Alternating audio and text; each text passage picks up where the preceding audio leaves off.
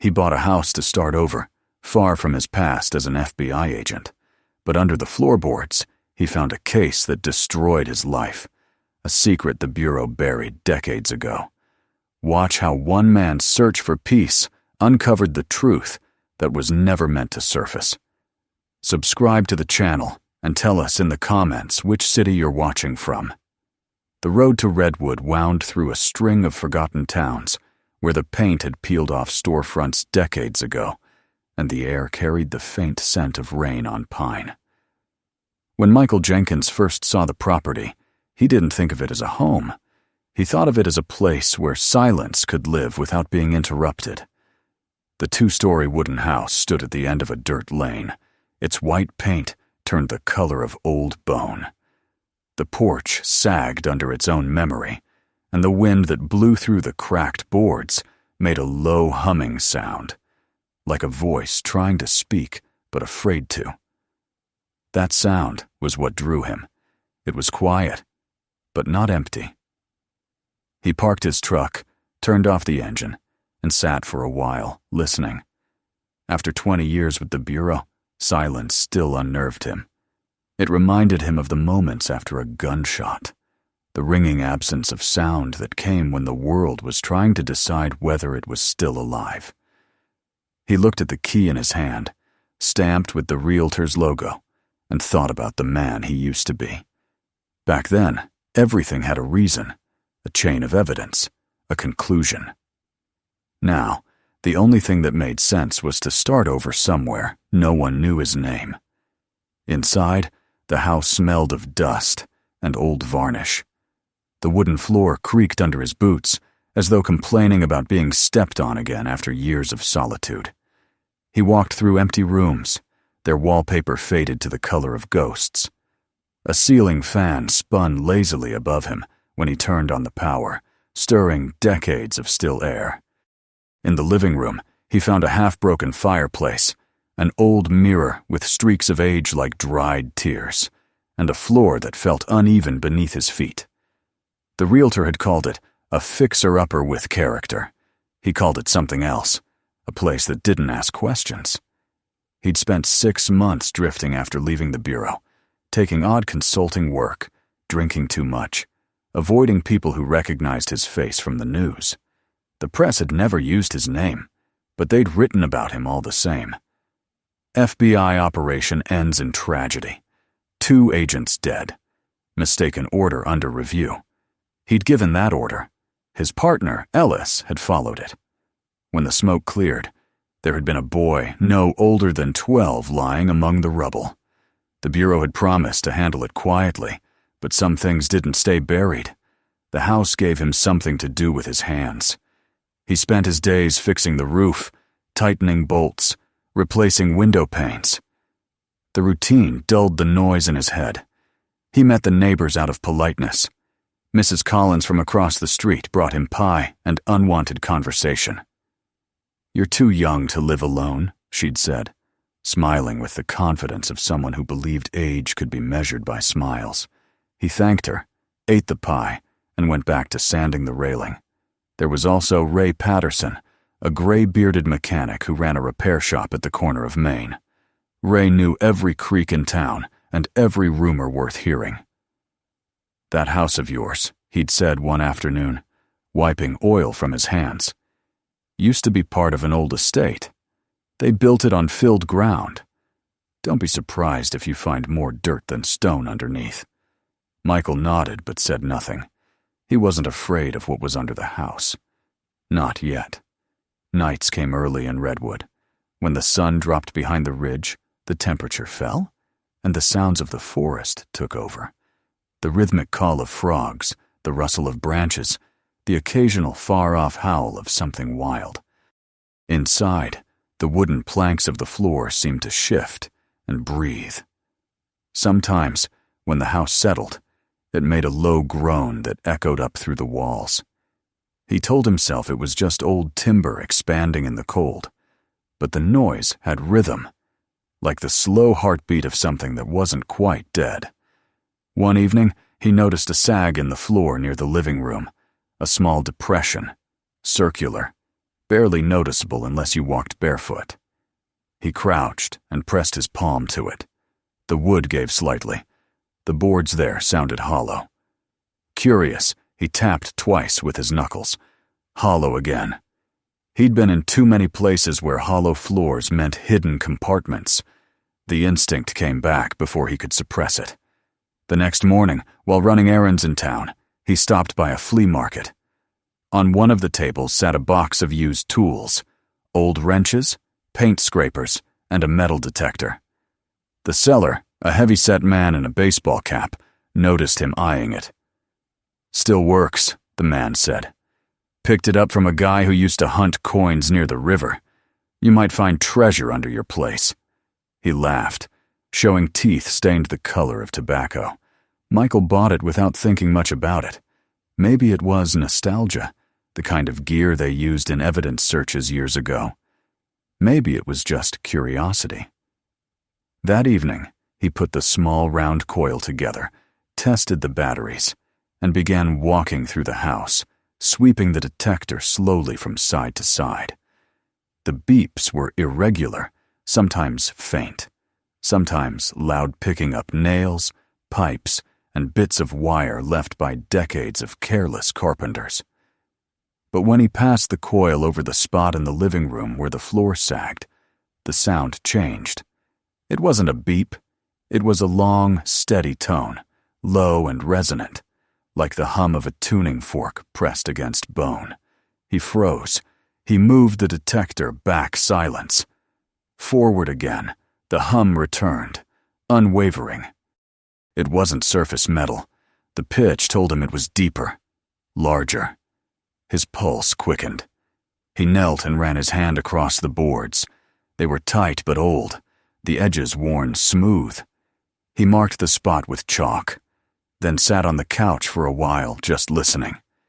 The sound had triggered something in him, the old thrill of a clue, the scent of a mystery. For the first time in months, his mind wasn't empty. He went to the garage and came back with a crowbar and a flashlight. The first board came up with a reluctant creak, releasing a gust of air that smelled of soil and oil. Beneath it lay a layer of packed earth instead of open crawl space. He frowned. The soil was compact, unnatural. Whoever had filled this area had done so deliberately. He scraped a handful into his palm. It was clay-heavy, dense, and cold. The detector hummed again when he passed it over the hole. Whatever was down there was still responding. He widened the opening, prying up 3 more boards until he could see a small patch of red beneath the dirt. At first, he thought it was brick. Then the flashlight revealed a curve, smooth and metallic. He brushed it clean with his fingers, exposing faded red paint over rust. His hand trembled. The shape wasn't part of the foundation, it was a surface, curved like the roof of a car. He sat back on his heels. A car, buried under his house. The idea seemed absurd. Yet the metal was real beneath his fingertips. He looked around the empty living room, half expecting someone to appear and explain it. Only the old mirror stared back, fractured light bending his reflection. He spent the next hour cleaning the area carefully. The more soil he removed, the clearer it became. This was the top of a vehicle steel edges, window frame, the faint outline of a windshield buried at an angle. He followed its curve until the flashlight caught the edge of a door hinge. Rust flaked away like dried blood. His breath came slow and shallow. The house was quiet, but the silence no longer felt natural. It pressed in, heavy, like the air before a storm. Every creak seemed amplified, every gust of wind outside a whisper. He replaced the boards carefully, covering the hole as though tucking away a wound. The detector he left leaning against the wall, its green light still flickering faintly. That night, he couldn't sleep. The floor beneath him no longer felt like wood. It felt like a lid. He lay awake, listening to the faint hum of the refrigerator, the wind against the windows, the occasional soft pop from the old wooden beams. At one point, he thought he heard something else. A sound rising faintly from below, deep and steady, like a sigh through metal. He sat up, heart racing, but the sound faded as soon as he turned on the lamp. Dreams came late, thick with memory. Ellis's voice echoed through them, calling orders in a hallway filled with smoke. The boy's face appeared again, pale and still. Michael woke before dawn, sweating, his chest tight. He went to the living room, turned on the flashlight, and stood over the marked boards. For a long time he didn't move. Then, as if compelled by something older than reason, he lifted the crowbar once more. The boards came up faster this time. The soil underneath was darker, damper, as if untouched by air for half a century. He dug until his hands ached, until the flashlight beam revealed the full shape of the roof. It was a car. No question now. Red once, now mottled brown with rust, the glass of the rear window cracked like ice. There was something both miraculous and horrifying about it, a time capsule sealed under his feet. He sat on the edge of the pit, staring down. Why would anyone bury a car beneath a house? The question seemed too simple for what his gut already knew. There was intent here. Someone had wanted it hidden. Someone had built a life over it, covered it with wood and wallpaper, and left it to rot. The morning light began to creep through the curtains, turning the dust in the air gold. He leaned back against the wall and closed his eyes. He didn't believe in signs, not anymore, but it was hard to ignore the feeling that the house had chosen him. He'd come looking for silence, and it had answered with a hum. By the time the sun rose fully, he was already sketching diagrams in his notebook measurements, notes, a plan for how to clear more of the space without collapsing the floor. The investigator in him was awake again, methodical and cold. He would uncover it, piece by piece. As he closed the notebook, a faint breeze moved through the open boards, carrying with it the smell of rust and earth. For a brief moment, the sound returned, a quiet vibration, more felt than heard. He realized it wasn't coming from the metal detector this time. It was coming from below.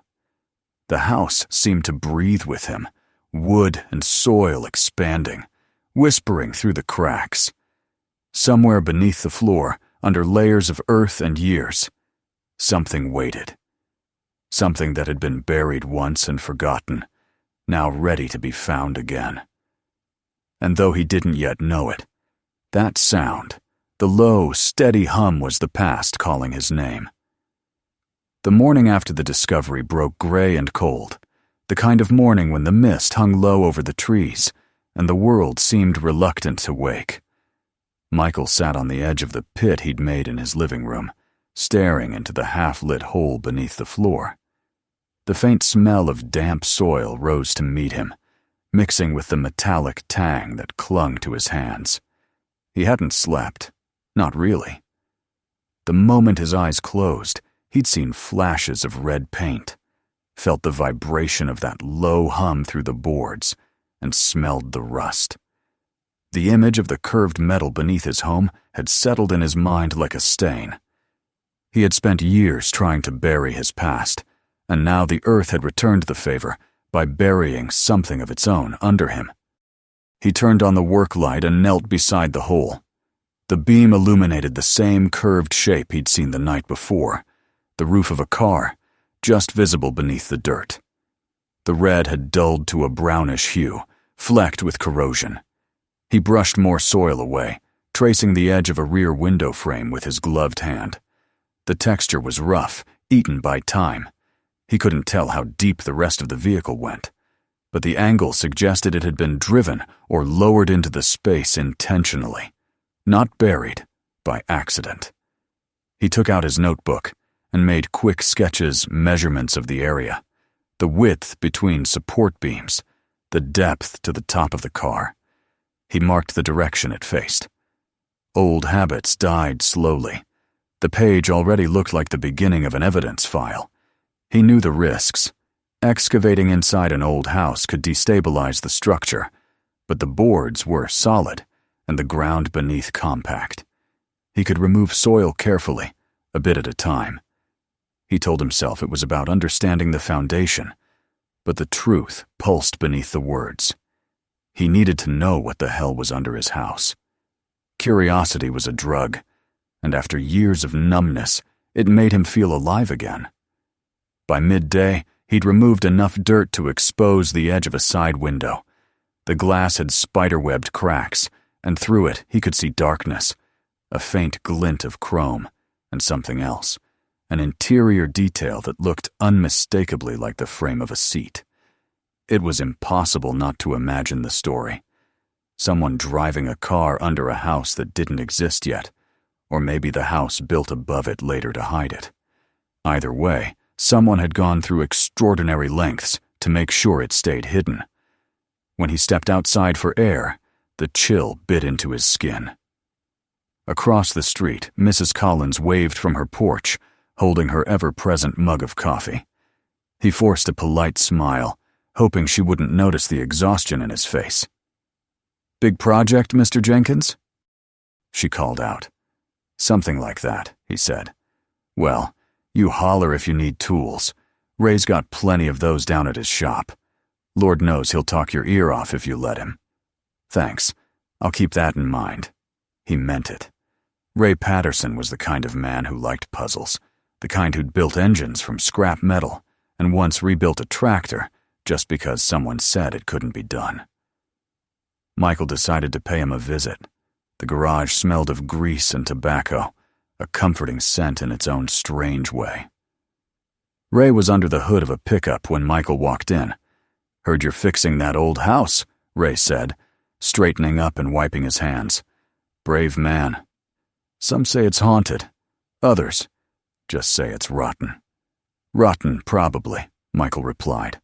"I found something under the floorboards I can't explain." Ray chuckled. "Termites? Pipes? Old owner's whiskey stash?" Michael hesitated, then leaned closer. "A car." That stopped him cold. "A what?" "A car. An old one.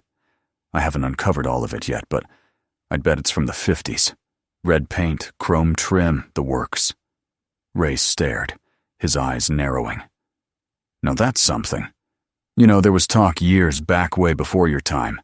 A fellow named Richard Wallace ran a club called the Silver Lounge over by the old highway. One night in '59, he and his Cadillac just disappeared. Cops searched for weeks. FBI even came in, said it was a mob thing, then nothing. Whole case just vanished." Michael felt a chill that had nothing to do with the weather. "Wallace, you said?" "Yeah." "Why? That ring a bell?" He shook his head. "Just sounds familiar." Ray shrugged. "If that's his car under your floor, son, you might have found the reason he disappeared." Back home, Michael couldn't shake the story. He dug deeper, taking breaks only to stretch his aching back. Each layer of dirt seemed to resist him, as though the ground itself was guarding what lay beneath. He uncovered more of the car part of the hood, a door handle, a section of bumper. The deeper he went, the stronger the smell of rust and stale oil became. At one point, his shovel hit something solid, but softer than metal. He cleared it with his gloved hands and froze. It was a length of cloth, decayed, but still identifiable as upholstery fabric. Beneath it, faint outlines of a steering wheel, the rim eaten through by rust. He stopped only when he reached a point where the space beneath the house widened enough for him to crawl partially inside. The beam of his flashlight flickered over the dashboard, cracked, warped, but intact. On the glove compartment, a faded silver emblem read Cadillac. He felt the weight of it like a blow. Ray had been right. The strangest part was the ceiling. The doors had been welded shut from the outside. Whoever had buried this car hadn't wanted it to be found, or opened. Michael leaned closer, his breath clouding in the cold air, and caught a faint glimmer near the seam of the trunk. He brushed away the dirt until he saw it clearly, a line of weld marks, deliberate and precise. The trunk had been sealed, too. He sat back on his heels, heart hammering. This wasn't just a car hidden for convenience. It was entombed. For the next hour, he just stared at it, weighing the possibilities. An accident? Unlikely. A burial? More likely. The thought crept through him like frost. There might be something inside. He knew he should call the police, but the idea of explaining how he'd found it, of inviting them into his home, stopped him. They'd take over, close everything off, treat him as a witness or a suspect. He couldn't stomach the bureaucracy again, the politics, the manipulation. Not after what the Bureau had done to him. He decided he'd open it himself. By late afternoon, he'd rigged a small work lamp and a makeshift pulley system to lift boards more easily. He brought in a compact grinder and a gas torch from his garage. The hiss of the flame filled the room, sharp and alive. When the metal began to glow faintly, he pressed the edge of the torch to the trunk's seam. The first cut released a puff of air that smelled of decay and something chemical old oil, maybe, or worse. The light flickered, casting shadows across the walls like the ghosts of people watching. The cut took time. Sweat ran down his back despite the cold. The grinding sound reverberated through the beams until, finally, the last weld gave. He turned off the torch and waited, letting the metal cool. Then he wedged a crowbar under the trunk lid and pried it open. The sound was low and wet, the suction of air long trapped. A wave of odor rolled out at leather and something sour that made his stomach twist. He coughed, covering his face with his sleeve, and aimed the flashlight inside. What he saw made him stagger back. There, curled beneath a layer of disintegrating cloth, were the remains of a human body. Bones collapsed inward, the skull tilted as if in mid-turn. A gold watch clung to the wrist, its face cracked but still legible. And beside the body, a leather briefcase, the edges melted and stuck together. Michael dropped to his knees. For a moment he couldn't breathe. The memories came rushing in. The boy on the floor during the operation, Ellis's blood on the tiles, the silence that followed. It was happening again. Another secret, another death, another truth no one wanted uncovered. He reached into the trunk and lifted the briefcase carefully. The latch crumbled under his fingers, but it opened. Inside were folders wrapped in wax paper, their corners yellowed with age. He pulled one free. Across the top, stamped in faded ink, were the words, Section N Confidential. He turned the page. Beneath the heading were financial ledgers, names, signatures. Some he recognized. Former Bureau officials. He stared at the ink until the letters blurred. He'd stumbled into something buried not just under his house, but under history itself. When he heard the sound of tires on gravel outside, he jumped. Someone was pulling into his driveway. He quickly pushed the boards back over the opening and brushed dirt off his clothes. A black sedan stopped in front of the porch. A man stepped out tall, neat, gray hair, trench coat. He moved with the controlled precision of someone used to authority. "Mr. Jenkins," the man said, extending a hand. "Harold Garrett, Regional Bureau Office. We received word you might have discovered something of federal interest." Michael's instinct screamed.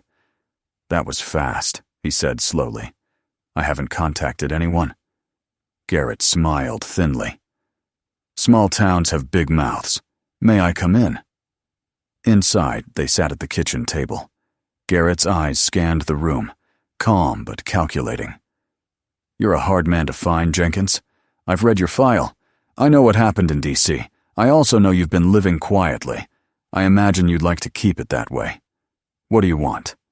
I'm here to help you manage what you've found before it becomes complicated." He adjusted his tie, studying Michael's expression. "Old property records show that house was once part of an FBI field residence during the 50s. If there's anything down there, it's bureau business. We'd prefer to handle it internally." Michael said nothing. Garrett leaned forward. "You don't want another investigation tied to your name, do you? Hand over what you found, and I'll make sure this stays quiet. You'll be free to live your life." The words echoed the promises he'd heard years ago, before they'd hung him out to dry. He smiled faintly. "I'll think about it." Garrett nodded, stood, and extended his hand again. "Do the right thing, Jenkins. The past is best left buried." After he left, the house felt smaller, darker. Michael locked the door and went back to the living room. The boards looked ordinary again, but he could feel the car breathing beneath them. He sat on the floor and listened. The silence was complete, but he could still sense the hum somewhere deep below, steady and alive. That night, as he tried to sleep, his phone buzzed once on the nightstand. An unknown number. He opened the message. 4 words appeared on the screen. "You should have listened." He rose quietly, checked the windows, the locks. Outside, the street was empty, but across the road, a pair of headlights lingered for a moment before turning away. He went back to the living room, switched on the flashlight, and lifted one of the boards again. The metal gleamed faintly in the beam. His reflection warped on its rusted surface, his face merging with the buried car like 2 versions of the same ghost. Somewhere deep in the soil, a truth waited. He could feel it pressing upward, patient, inevitable. The Bureau had buried more than a man and a car under this house.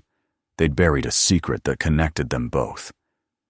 Michael sat there for a long time, the smell of dirt thick in the air, his hand resting on the edge of the hole. He had unearthed death once before in his career, and it had destroyed everything. But this time, he wasn't going to let anyone else decide what stayed buried. The house creaked softly above him, as if in agreement. The night after the message arrived, Michael didn't sleep. Every creak of the floor, every sigh of wind through the old frame of the house, felt amplified, alive with meaning. He had lived too long in a world where silence meant danger. The message on his phone glowed faintly on the table beside him. "You should have listened." He didn't delete it. It sat there like a warning he refused to obey.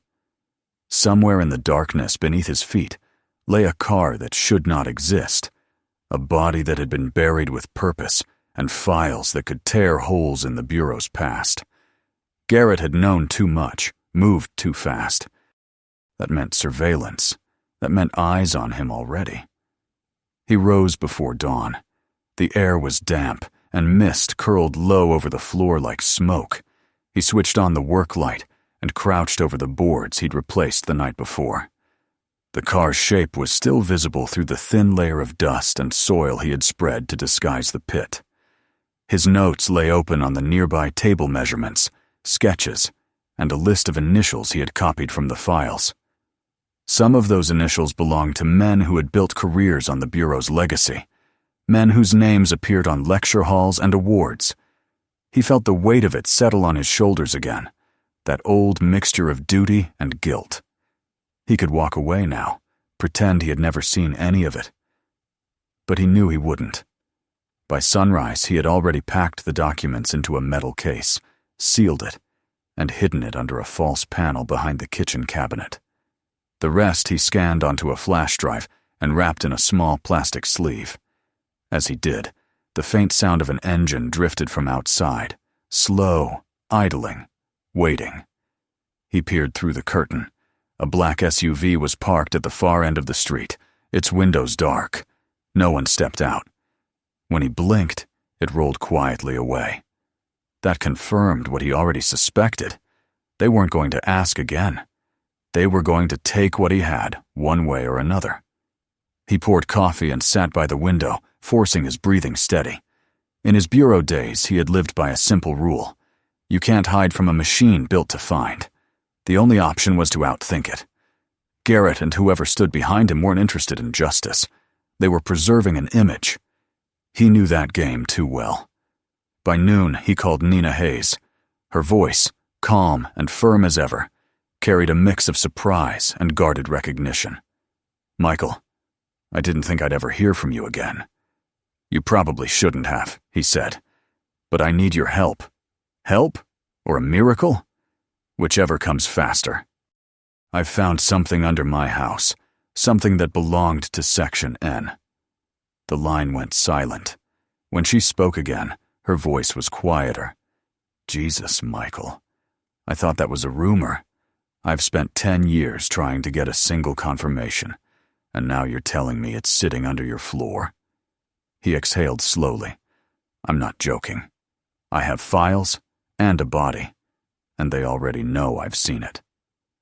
"Then you don't have time. Send me copies. I'll drive up tonight." "I'll have them ready," he said.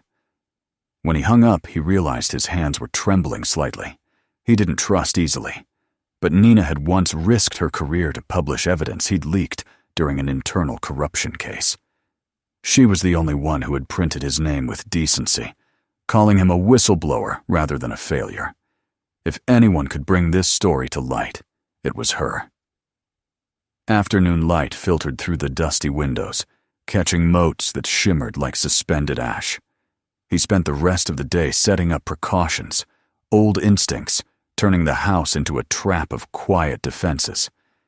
He moved the flashlight closer to the door, laid out his pistol within reach, and placed a small camera on the windowsill aimed toward the driveway. The metal detector leaned against the wall beside the fireplace, silent but ready. Its presence comforted him in some strange way, as though it were a companion that understood what the earth hid. Evening came with the slow wash of orange fading to gray.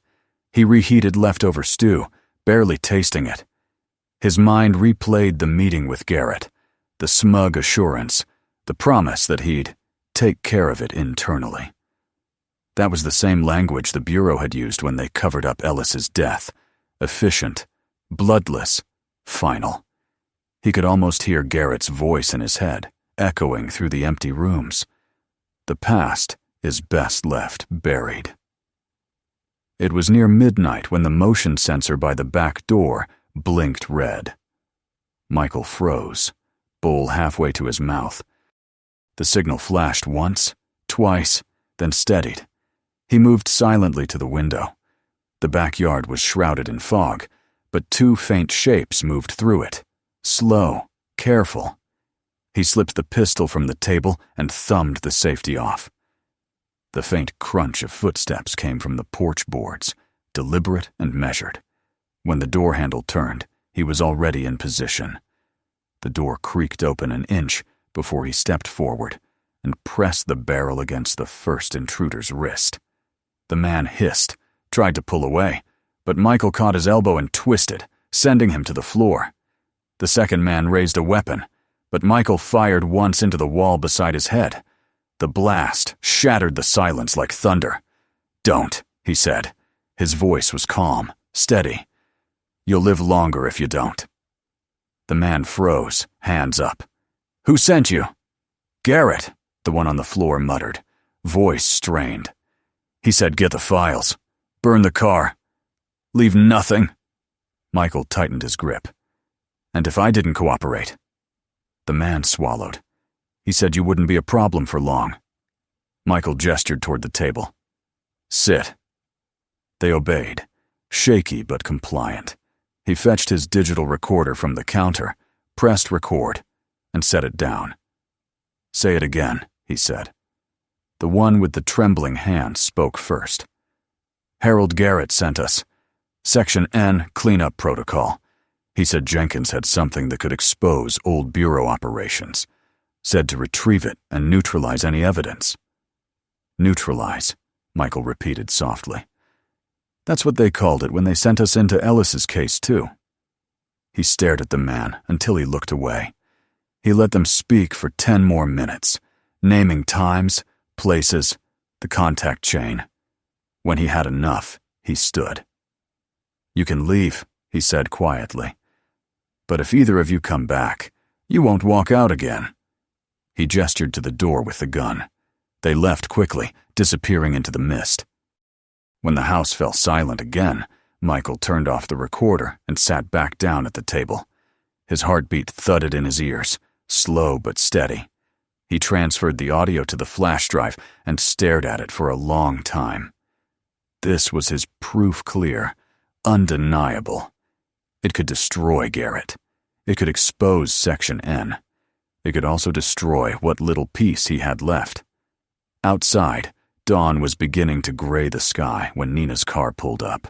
She stepped out, wrapped in a long coat, her hair tied back, the same calm resolve she had always carried. "You look worse than I expected," she said softly. He gave a faint smile. "It's been a long week." She followed him inside, pausing by the hole in the floor. "So, this is where you found it?" He nodded. "Under there, the car's from the 50s, maybe a Cadillac. The man inside matches a missing case from that era. The documents were in the trunk." She crouched, shining her phone's flashlight into the pit. "Jesus, Michael. You've been living over a grave." "That's what I thought I was leaving behind," he said quietly. They sat at the table as he explained everything, the files, the visit from Garrett, the men sent to clean up. She listened without interrupting, her face unreadable. When he finished, she said, "This story will break everything wide open. But once I publish it, there's no going back for either of us." "I know," he said.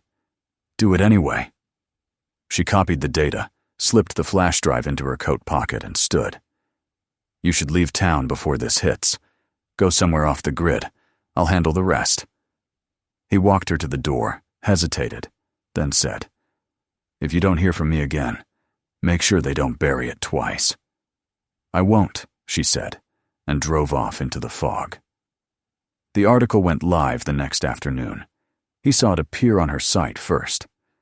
The Bureau's buried secret, Section N and the missing men of 1959. Within hours, it spread to every major outlet. Garrett's name was there, along with scans of signatures, internal memos, and testimony from the recording. Michael watched the news feed flicker across his laptop screen, feeling something close to relief, but not quite peace. The story was out. The truth had escaped him at last. That night, he sat on the porch, listening to the crickets and the wind.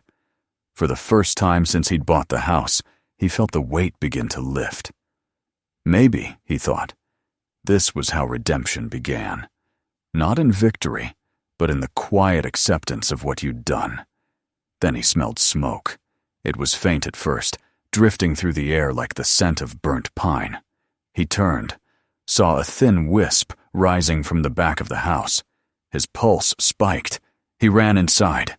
Flames licked the wooden beams near the pit, climbing fast, feeding on dry timber. The gasoline smell hit him next. A deliberate fire. They'd come back to finish what they started. He grabbed the metal case from under the cabinet and slung his jacket over his mouth. Heat pressed against his back as he stumbled through the smoke.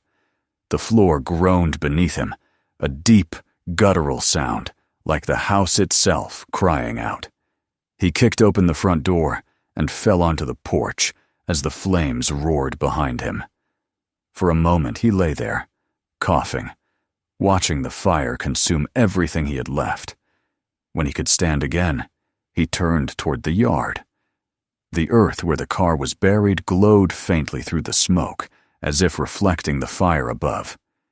He limped back inside once more, ignoring the searing heat, and dropped to his knees beside the hole.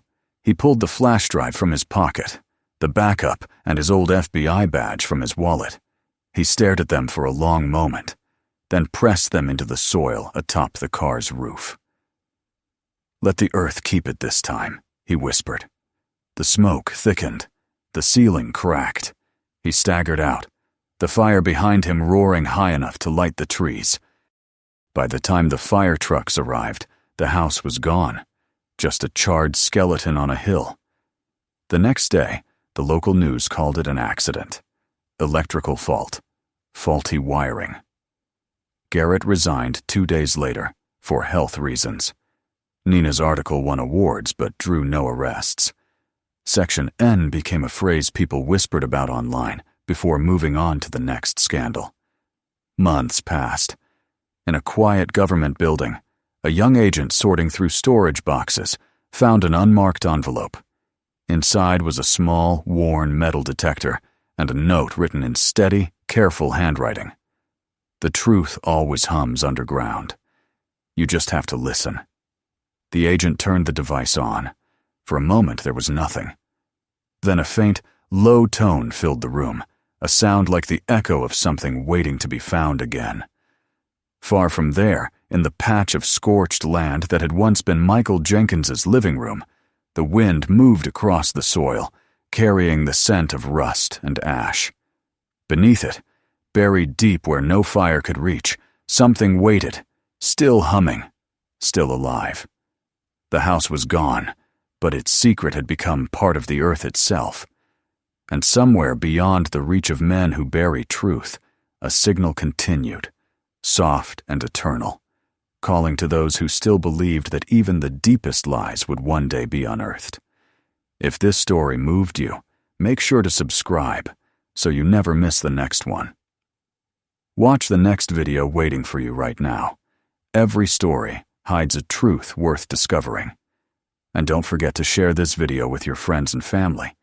Some stories are too powerful to keep to yourself.